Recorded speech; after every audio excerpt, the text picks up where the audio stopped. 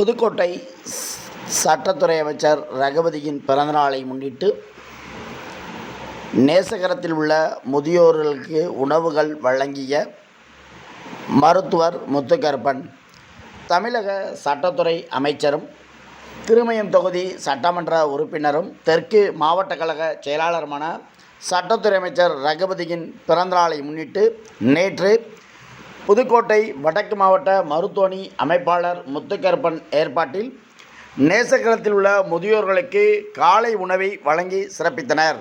தமிழக சட்டத்துறை அமைச்சர் ரகுபதியின் பிறந்தநாளை முன்னிட்டு தொண்டர்கள் பலர் சென்னையில் சட்டத்துறை அமைச்சர் ரகுபதியை சந்தித்து பிறந்தநாள் வாழ்த்து கூறி வந்த நிலையில் புதுக்கோட்டை வடக்கு மாவட்ட மருத்துவமனை அமைப்பாளர் முத்துக்கருப்பன் ஏற்பாட்டில் நேசகரத்தில் உள்ள முதியோர்களுக்கு காலை உணவுகளை வழங்கி சட்டத்துறை அமைச்சர் ரகுபதியின் பிறந்தநாளை கொண்டாடி மகிழ்ந்தனர்.